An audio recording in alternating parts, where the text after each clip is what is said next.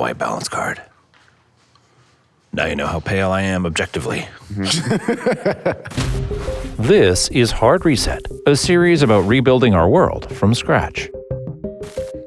Hello and welcome to the Hard Reset podcast. I'm Nick Tucker. I'm one of the co-creators of the show Hard Reset, where we like to discuss how we would rebuild the world from scratch, and we go and interview the innovators and look at the technologies that would make that possible. I'm joined today by Rob Chapman-Smith. Hi, I'm the editor-in-chief of FreeThink. And Toby Morishano. Hey, I'm the community manager at FreeThink. So this episode of the podcast, we're going to be talking about WIFIRE. It's a really great episode, and they're really doing amazing work to help mitigate and prevent wildfires from happening. So please check that out. And then this episode, we're going to be diving a little bit deeper in, talking about some of the questions you had, talking about the things we didn't get a chance to cover as in depth as we wanted. And we're really looking forward to sharing this with you. So please make sure you like and subscribe and watch the rest of the episode.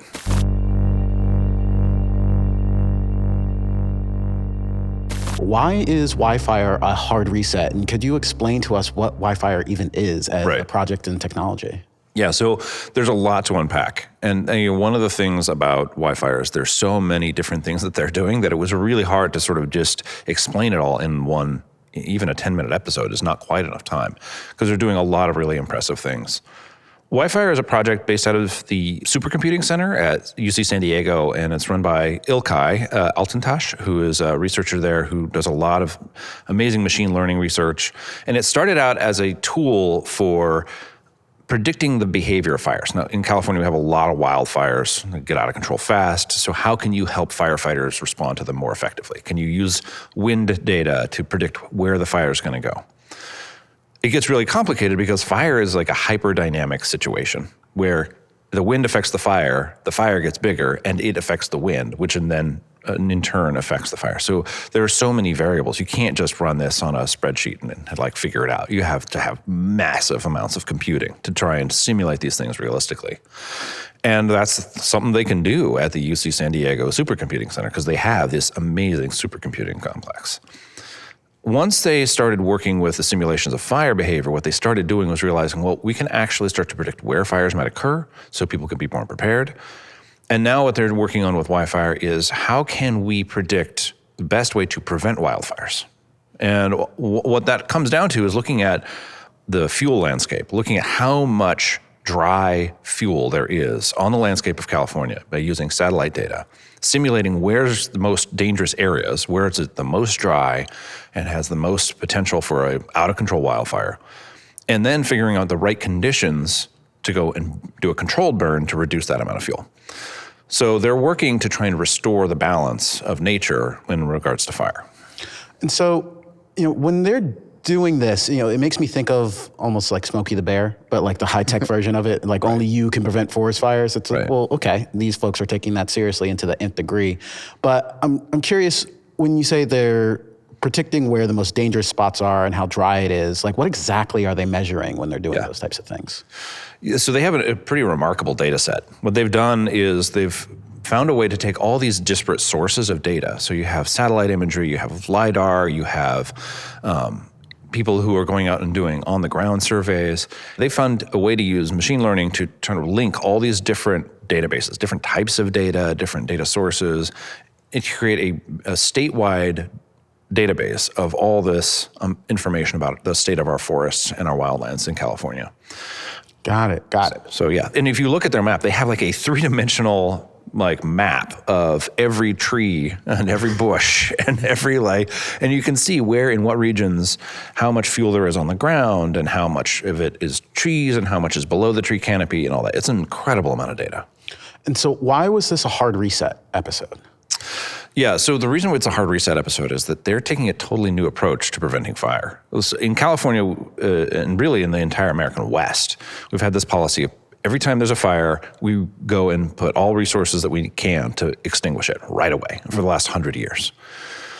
The problem with that is fire is natural. Like before humans were here at all, fire would go through the landscape and there was no one to put it out there. Right. And when humans did migrate into North America, they found a way to live with that fire. So the Native Americans that used to live in the American West would use fire actually as a tool. And it was something that they just found a way to incorporate into their natural forestry practices.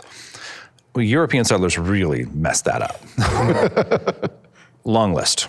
Anyway, by putting out all the fire, there's just been 100 years of accumulated growth of, underbrush, smaller plants that are just perfect for lighting these sorts of fires, lots of dry, just ready to burn fuel. It's like a bomb. Right. And so all that has built up over 100 years. So you can't just immediately snap back to natural forestry practices. You can't just do that because there's so much fuel out there that it would be a disaster.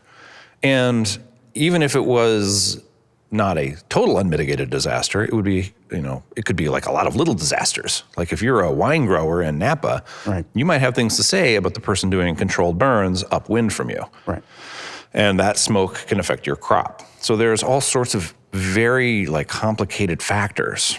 And these were the first folks who were really trying to get the kind of data set where you could actually bring us back to a state where you could do natural forestry management, where you could do these traditional methods and not have it be so impactful. And it does require a total rethink from the ground up of how we do forestry management.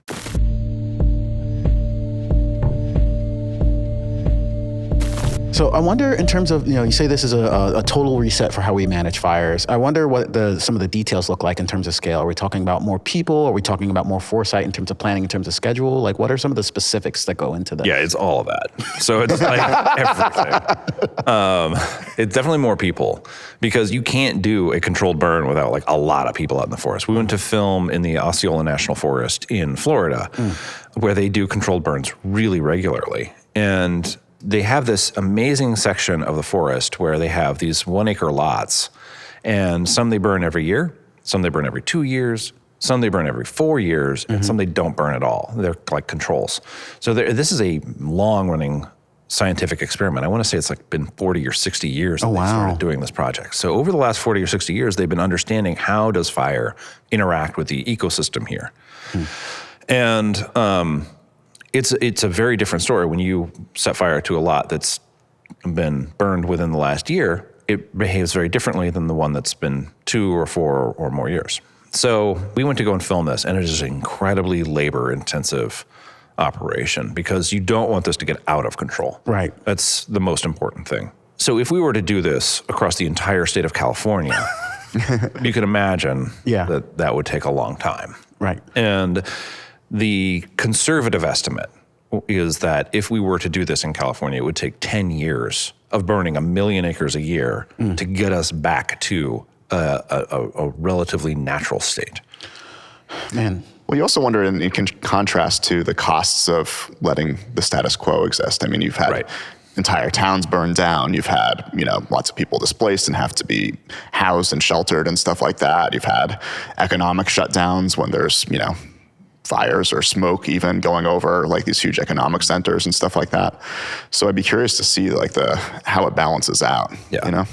Yeah. I mean, we're basically paying for 100 years of this type of management, which, after, we're paying the interest due on that right now with these really disastrous consequences. Yeah. No, it makes me think of a book about Katrina that talked about the failures there in terms of the 100 years of urban planning that preceded the disaster. Right. And it might be important to think about wildfires and the way in which we have wildfire disaster now as a 100-year process of nope, the bill is due, time to pay for it. Yeah. And in that realm, 10 years doesn't seem like that bad of a trade-off. Yeah. Right. Yeah, but I mean, it's 10 years of intensive work with a lot of people. So it's not an easy thing to do. For sure. And I don't think anyone would make that argument. And then after that, you'd have to continue doing it. Maybe not at the same volume, but you would still need to be out there every year managing these types of fires. And at some point, it becomes a national conversation because, well, one, California's not the only state. Right. But also... It's just the only state that matters. But also, you just don't have that many people, We don't have 100,000 people in California who can just walk through the forest and, monitor brush. So you're talking about probably changing immigration policy or something like that. Yeah, I was about to say, if only there was a mechanism for getting people into the country to do such a thing.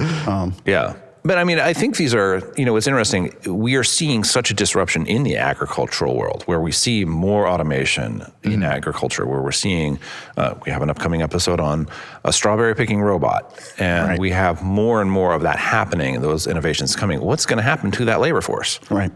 And partially, these robots aren't replacing that as much as they are supplementing it because it's getting harder and harder to find the folks who will do that work. Right.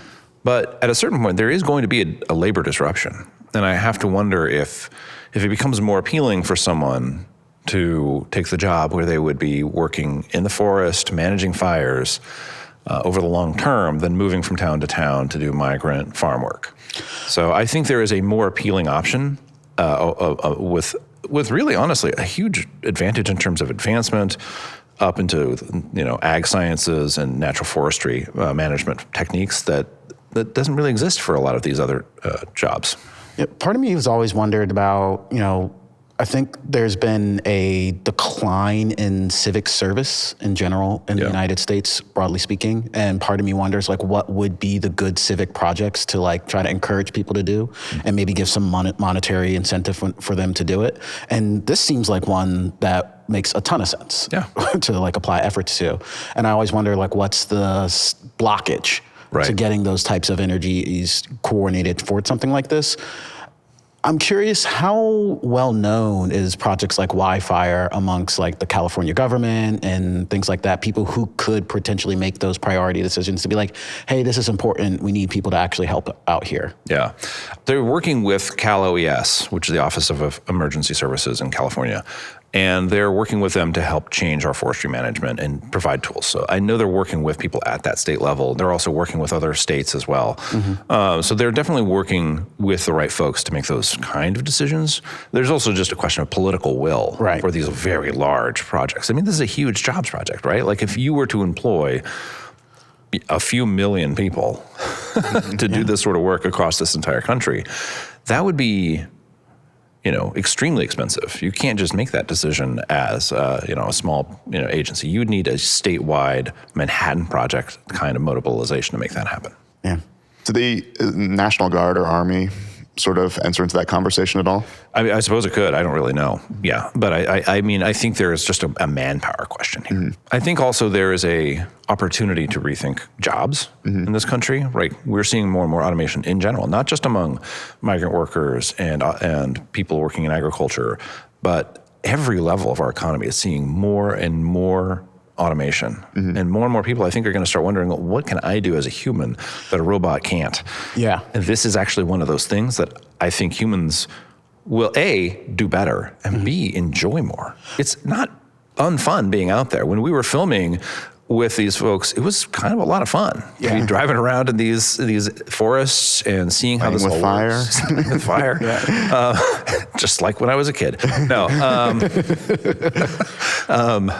It's a joke. I got very nervous. I realized arson's not funny. It's a little fun. It's a little. But yeah, no, it's a fun job, and I can see more people wanting to do that. And it's not.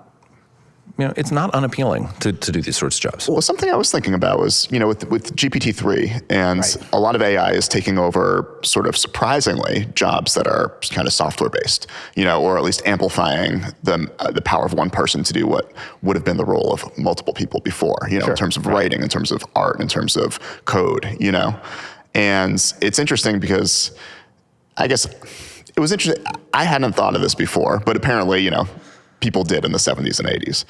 But some of the jobs that you'd expect AI to be best at, like the mechanical robotic things, are actually better suited for humans because we are evolved to manipulate things in a physical world. And it should not be so surprising that the jobs that involve at the core manipulating data, whether it's programming or transforming digital files, are naturally better for computers.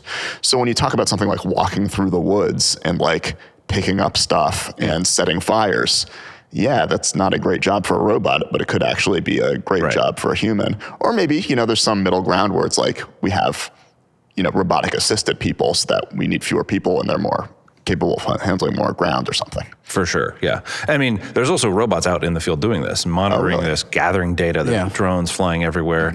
They're monitoring the air quality to create a better data set. They have automated camera stands so they can monitor how the fire moves through this forest section that they're working on right now. So it's incredibly high tech. Like, it's not just guys with torches. It's a lot of people with torches and shovels and tools for that sort of labor, that physical labor. But there's also a lot of people gathering data, analyzing the data, trying to figure out how they can get better at this to create better outcomes. It's funny just to think about it in that sense of like the strengths of computers and the strength of people coming together, where you have this enormous, unprecedented, data collection and manipulation operation overseen by some smaller team of people, and then just like tons of people in the field providing the manpower. So there's also, I think, an incentive as more work becomes sort of virtual into the spaces where the work is actually happening. Right. To find ways to incentivize jobs that, almost quite literally make people touch grass, be connected to reality a little bit more. Yeah. And so I think that would be, in general, as we're moving into this just like space where it's sort of hard to orient ourselves into like a reality that's independent of our different silos, to have something like this that's grounded, be like an initiative for political will would be, I think the impacts of that are hard to understate, how much positivity that would probably get for the state that was able to do it. But I also sort of wonder if one of the things, or the reasons why we might not be seeing as much emphasis on something like this, is that a lot of the narrative around wildfires is also wrapped up in the narrative around climate change. And, there's part of this, like the droughts in California and just the rising temperatures and all those things is leading to more wildfires. And like, perhaps that is an accelerant on top of the accelerant that's already on the ground. But to say, oh, this is the cure for this wildfire thing versus like, oh, we need to get rid of fossil fuels. Maybe those are just like counteracting incentives, and one is just winning over the other. Yeah, I think that's a big part of it. Like, climate definitely has an impact on this. A drier climate, less rain, those definitely doesn't help. But it isn't just that. It is so many different things, and it becomes very political. And we saw this with some of the coverage of the wildfire that occurred in 2020 and 2019, where we saw President Trump essentially saying, well, we just need to rake our forests more like they do in Finland and things like that. Yeah. I see again the forest fires are starting. It's starting again in California. I said, you got to clean your floors, you got to clean your forests. Many, many years of leaves and broken trees. And they're like so flammable. He's phrasing it poorly, but he wasn't entirely wrong in that moment. Yeah. And because he's phrasing it poorly and talking about it in an inarticulate way, it becomes easy to dismiss that whole argument. Totally. That he is sort of tainted with this very poorly characterized version of it. But we do need to manage our forests way better. We need to look at how native populations managed our forests and learn from that. And a lot of people are. A lot of people are doing this work. Yeah, when he made that forest point, it reminded me of the meme of like, worst person I know makes a good point. Like, he does that with so many things, and it's like, damn it. Yeah. And I think that's one of the problems with politicization is it creates this mechanism by which people just want to point fingers at different aspects of the solution that are someone else's responsibility rather than taking proactive action together. Yeah. Like, we need to address climate change. We also need to do these things on the ground. We need to change how we individually live and our land use patterns and stuff like that. Right. But like, just pointing to someone else's, field in order to excuse doing nothing isn't a real solution. Yeah. No. Politics is more either or than yes and that's a problem. Yeah. So. Yeah, and it's like, we have to take care of climate change. We also have to take care of this, and we have to do that. The problem is, because everyone's so busy saying, well, this is that and this is that, we do none of those things, which is worse. So much worse. And everything's on fire now. Yeah, and now everything's on fire. So it's sort of like the tragedy of the commons, but from like a status perspective. Right. Where if I admit that I have some role to play, then I'm the dumping ground. Like I'm volunteering for being the problem. Right.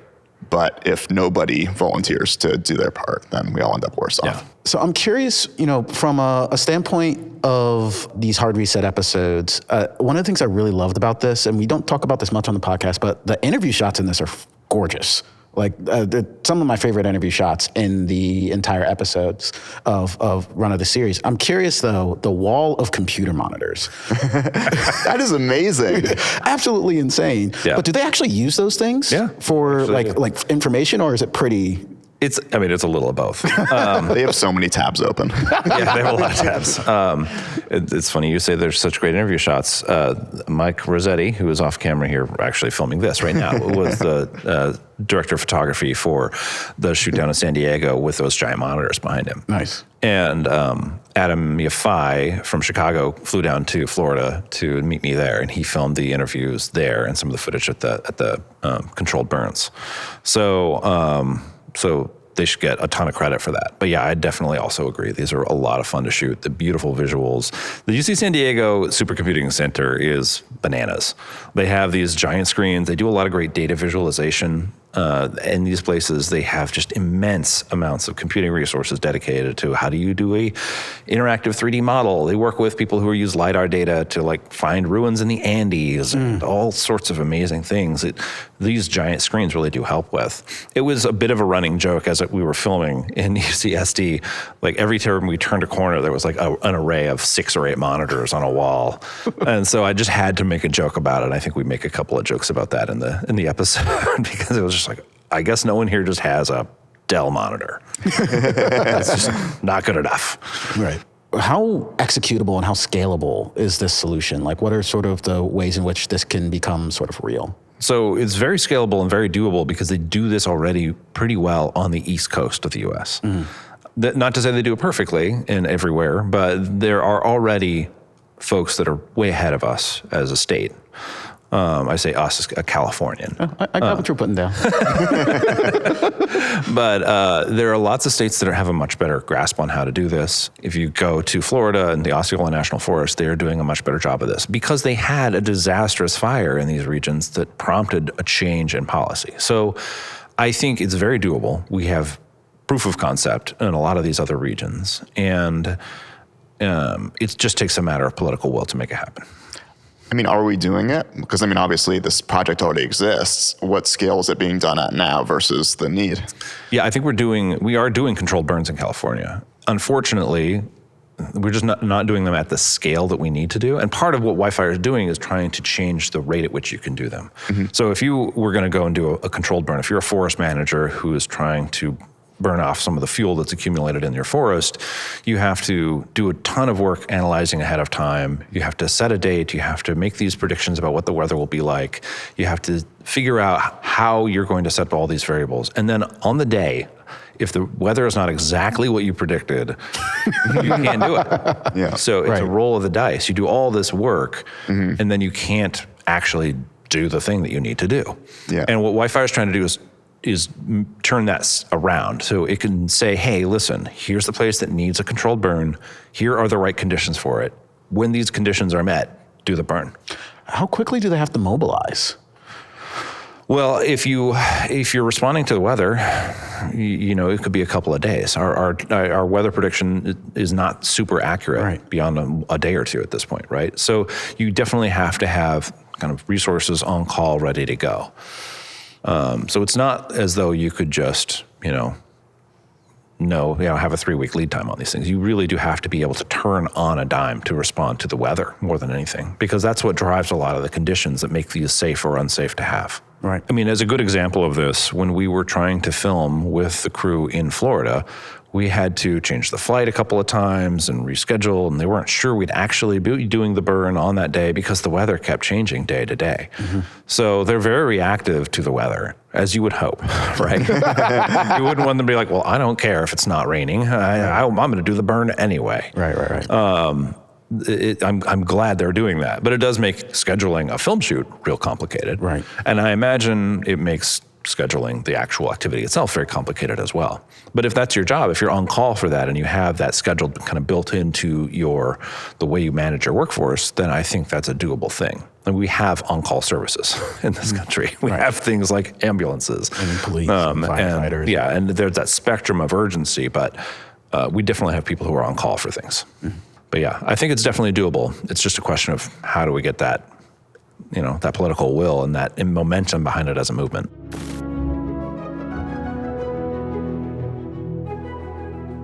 So I guess we should move on to viewer comments and any questions that the audience had about this episode. I'm curious, Toby, what were some of the questions the audience had? What were some of the themes you saw?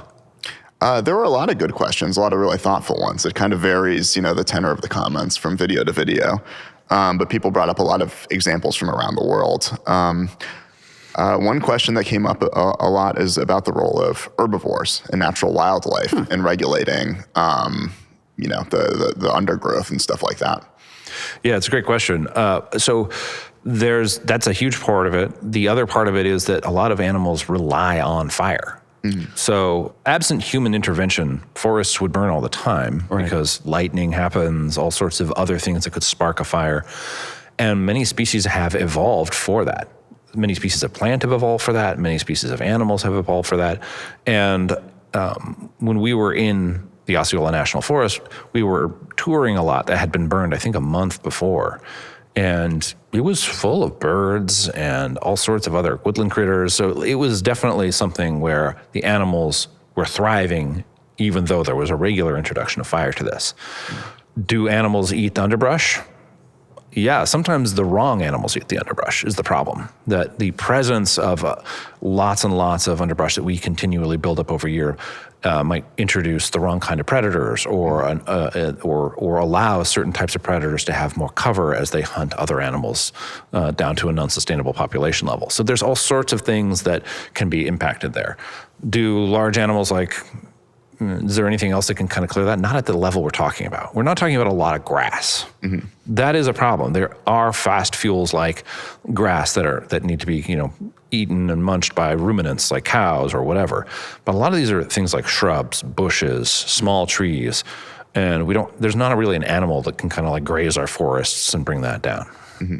We actually had a couple questions around desalination, basically, and the idea that generally what we should be doing is just desalinating so much water that we can use it to fight wildfires. Yeah, I guess if you wanted to continue to build up fuel in forests, you could do that. I mean, I think that's the problem, is that it's not that we don't have enough water to fight forest fires. It's that we don't manage the fires well. And we have built up this accumulation where now the forest, instead of having a fire that trees can recover from, because there's so much fuel built up, they burn they're a cataclysm. They wipe out trees that would otherwise survive a forest fire. Yeah, that sounds right. Ounce of prevention is worth a pound of cure, really. Right. Even, though I'm generally positively disposed to desalination as a solution, I just don't think that the math makes total sense. Right, yeah. And it's not a shortage of water necessarily to fight fires that is the big problem. We have water to fight fires. The fires are just growing so fast, so quick. They create their own weather. And there's no amount of water in the world that you can move that quickly to these regions to fight these things. You have to be able to reduce the fuel and work on the supply of the fuel for these fires to exist. So another question that came up, and this has been kind of a part of the dialogue in California where, I live as well, is the need to control man-made developments. And so there's, on one hand, you have the scale of the fires, which is, larger. And on the other hand, you have this other issue where we now have more stuff around areas that burn, in the building in the wildlife urban interface, I believe it's called. And that puts more valuable infrastructure and homes at risk. And so how does that piece enter this puzzle? Yeah, I mean, I think of it as a separate but parallel problem.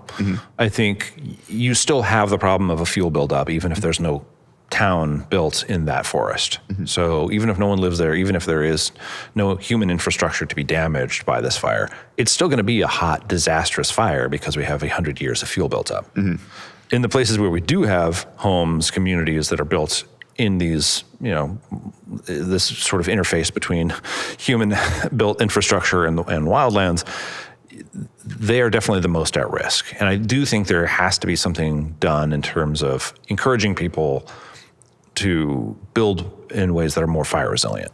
We need to have more fire resilient communities in these places, because if we did it right, there would be fires all the time in these places. And you would just have to have built your community in a way where a fire wouldn't wipe it all out, as happened in both Paradise, Greenville, and a few other places in Middletown, where we have seen these fires just ravage these communities. And it's worth noting that a lot of that is caused by, the urban sprawl that's caused by regulations that basically make it impossible to build anything but sprawl-style development, even in our big cities, which pushes people, new construction out into these areas. Right. And it also, if you're a firefighter, you then have that much more to protect. So it makes it spreads we're talking about the manpower necessary. It also, has an impact on that. Yeah, for sure. Yeah, part of me, just even listening to these comments, I wonder how much people grok what the actual issue is here. And maybe some of this has to do with the way that we cover forest or wildfires in general. But, we often talk about the lived environments and the homes and the things that are destroyed and the acreage and whatnot. But, so little coverage has been paid attention to the fact that this is a forest management problem. Right. And that's really what it is that, as, our government, as stewards of certain lands, has sort of just failed to do a basic service that they should be doing to protect the lands. I want to play devil's advocate against that. I would say I get the impulse of let's prevent every fire. Yeah. And in a way, they did their job too well. Right.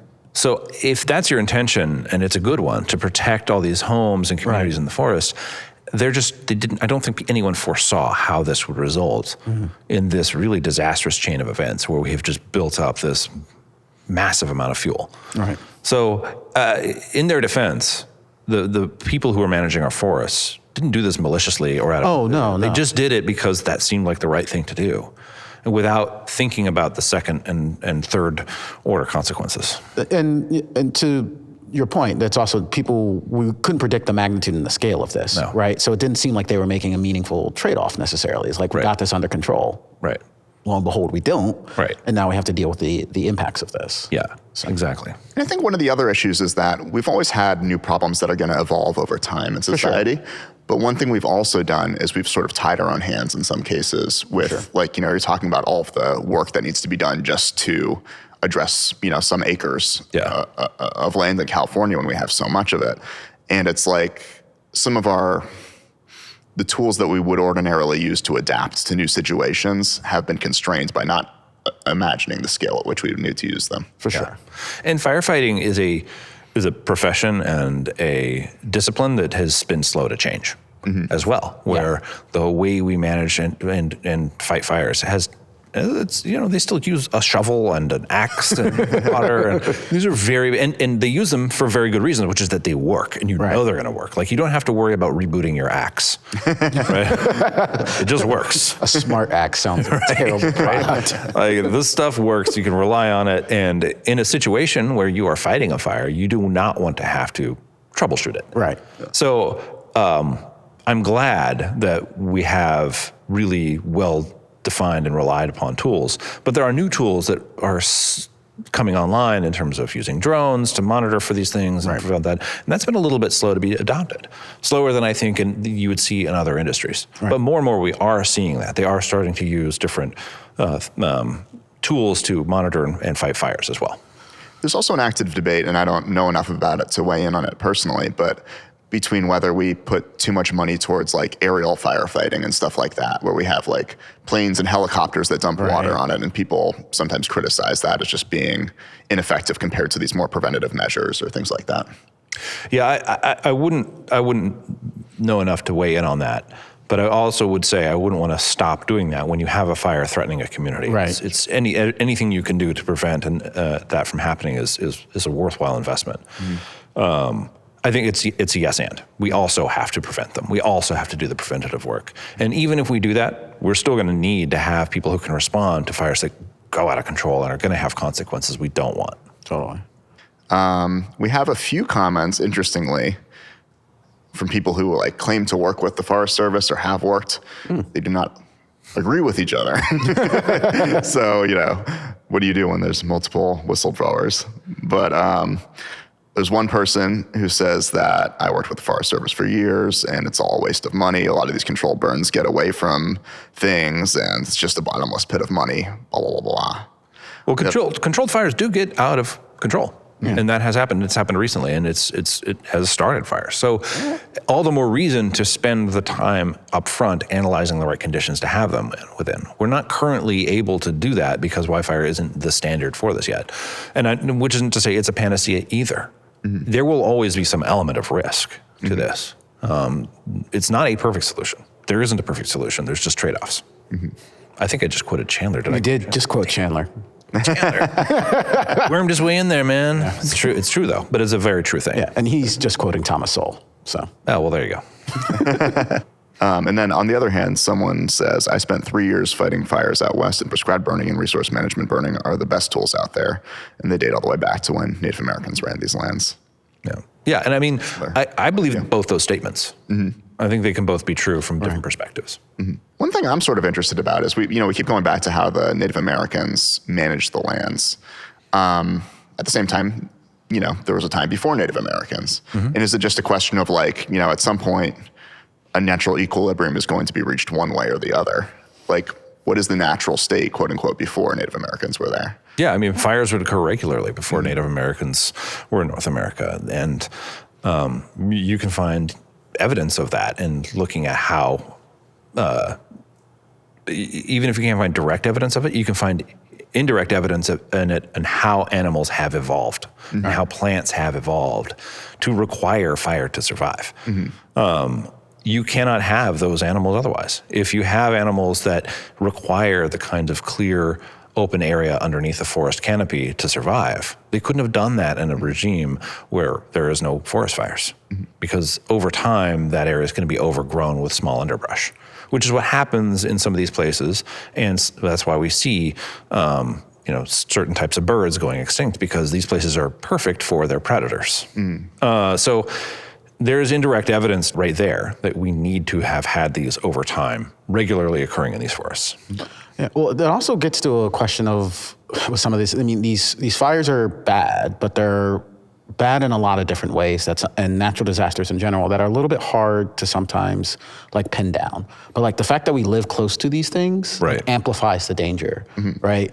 These occur naturally. Hurricanes occur naturally. Tornadoes occur naturally. All of these things are things that would occur in the wild without our involvement. Right. But because we live and have built the environment in such a way, the fact that these things also still exist are really inconvenient for us. Right? In ways that they might not be inconvenient to the same way to the wild animals that exist in there. Right. And even though it might be inconvenient for them, they can't do anything about it, but we can. Or they can do things about it. They're actually more resourceful than we might think. Right, fair point. So a lot of these animals have very good instincts about how to respond to a fire. Right, which is typically run. Yeah, but not always. A lot of them will burrow and find protection underground. And there's a lot of different survival strategies that have evolved in these environments. Yeah. Certain chipmunks will even build supercomputers. Oh. But it just makes me think about, when we talk about certain types of events and we talk about it in catastrophic language, it assumes that the event itself is the catastrophe when it's our proximity to the event is the thing that's catastrophic. I think that with the exception with this is that these are actually unnaturally powerful fires now. Right. We have gone past the point where the fire that occurs in these places is the same type of fire we saw 1,000 or more years ago, because they are burning hotter. They're burning more intense, and because there's such a buildup of fuel, these fires are scarring the landscape in a way that more ancient fires would never have done, because the fuel hadn't had 100 years to build up. But now with a century of this unburnt fuel, these fires are explosive. They are doing things that animals are not evolved to survive, that plants are not evolved to survive. And so that is the problem. These are actual disasters independent of the human perspective. Gotcha. It's also interesting because, it shows how connected we are even to areas that we might not visit every day, where you see the skies overhead are just dark. Right. You see that in Australia too, or, the air is harmful to breathe. Yeah, it was the most dystopian thing in the world in the middle of 2020 to wake up. Yeah. And it never was daytime. I can't remember what day it was, what the date was, but the skies were just dim red in San Francisco all day. Yeah. It was, I think, maybe not the worst day, but it was one of the worst days of that year. And it definitely impressed upon me just how dire this is getting. Yeah, I mean, the photos from that day are crazy. Like, it looks like the worst dystopian sci-fi movie. Yeah, it was apocalyptic. Yeah.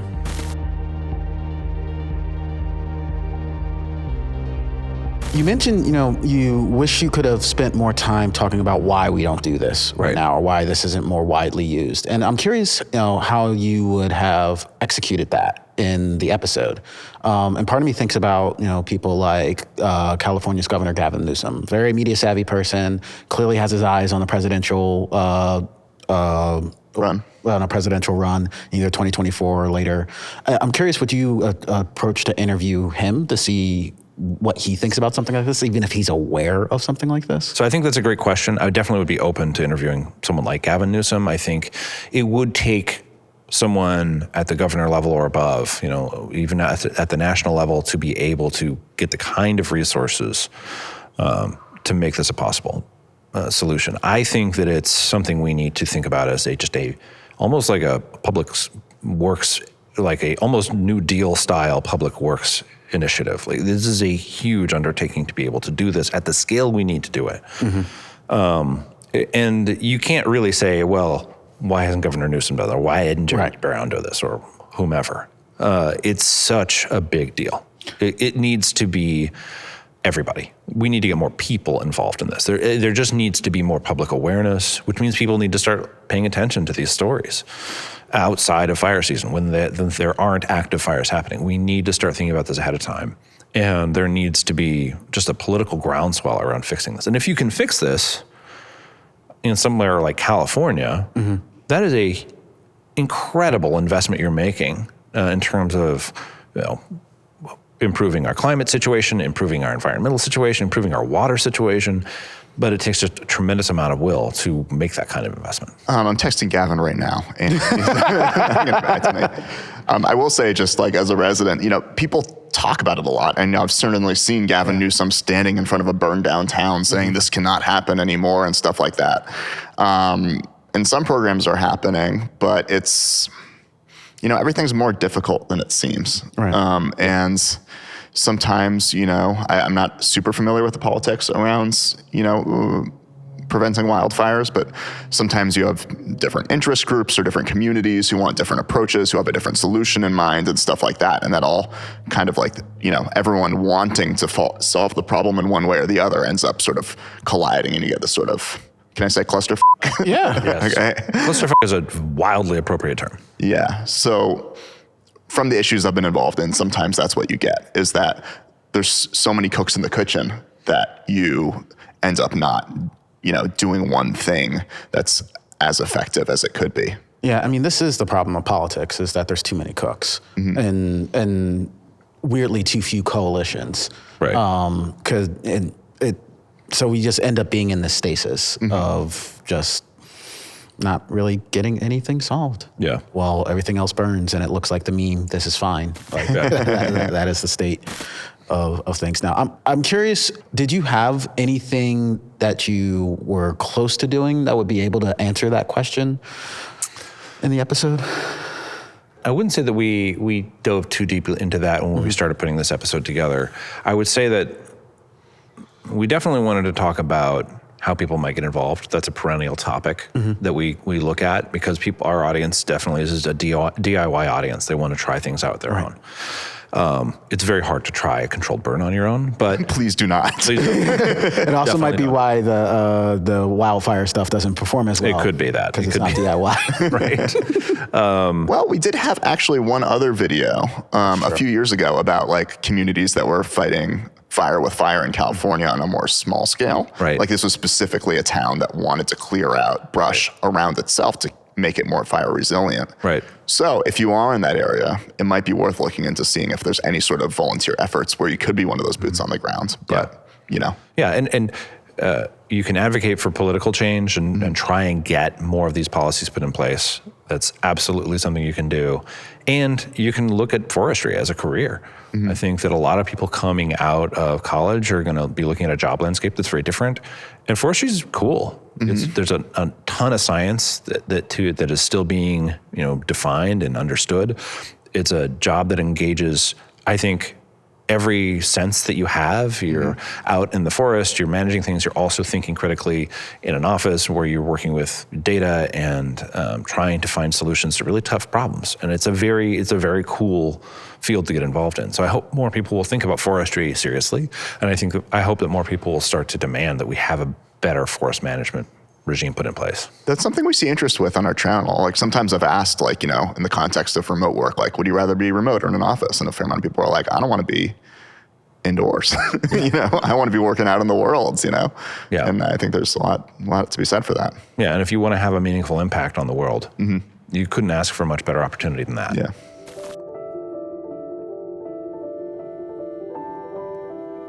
So my favorite part is hearing the mean comments. You have some masochistic instinct, I think. Oh, it's not an instinct. It's like a lifestyle choice. All right. That may have been too much. Too many irrelevant, trying to be funny fillers in this video. Such a shame because the main topic itself is good. We are trying to be relevant. That's true. Trying to be irrelevant or trying to be irreverent? Irrelevant. Too many irrelevants. Oh, too many irrelevant jokes. Stay on topic. That's Stay what on I'm saying. topic. All right. They don't like the jokes. I know. Some people do not like the jokes. Yeah. It's a minority, I will say. Like, I definitely get more pro-joke sentiments than, good. But you didn't ask for that. I get it. I mean, it is a serious topic, but I mean, actually, I think humor is all more necessary when you talk about these things because it can get real dark real fast. All right, we have this simple, nope, wildfires have to be stopped, exclamation points. All of them. Yes. Yeah. You could thin out these exclamation points if you wanted to. I mean, I get it. I mean, I'm not pro wildfires, but seems like we can't just keep doing the same thing. Yeah. You have to stop them in advance rather than down the pipe. Right. Yeah. We might be on the same side and we don't realize it. Finally, why did this video have to bash Florida? Doesn't have anything to do with the topic at hand, starting to dislike this channel. If you drive north from Orlando, Florida, past the truck stop that has a strip club, but before you get to the discount gun warehouse, Florida, you'll find the Osceola National Forest. I mean, Florida doesn't make it hard. These are facts. I literally, on the way driving from Orlando to the Osceola National Forest, drove past billboards for a gun warehouse and a truck stop with a strip club in it. And I thought the juxtaposition of these things is so bananas. Driving literally with like Disney World in the rearview mirror that I could not include that in the piece. There's so many different jokes. It was definitely an Florida moment. I mean, Florida is beautiful and awesome in its own way. I'm not trying to say it's a bad place. It's just a wildly different place than I'm used to. Like it's just you go wow. So that didn't even dig it. It's factually accurate. This is a documentary. This is real. That really happened, guys. Wants to go there. I didn't make that up. I'm not that funny. Florida makes this material for me. Drive past the gun warehouse. Yeah. And I feel like every time I go to Florida, something like that happens and I go, it's like a different country. It's so different than the rest of the United States for whatever reason. I mean, the United States is a bunch of different countries. Right. State means country. Right. Yeah, I get it. Yeah. So, but yeah, it is a whole other world sometimes. So yeah, sorry if you're from Florida. End of sentence. Thanks for watching this episode of the Hard Reset podcast. We enjoyed putting it together and hope that you enjoyed watching it. Also, please make sure you like and subscribe and check out the original episode about WIFIRE and what they're doing to help prevent wildfires. I also have to pee really badly, so go ahead and cut this. Save it for the fire. Do your part. save it for the fire. Wow.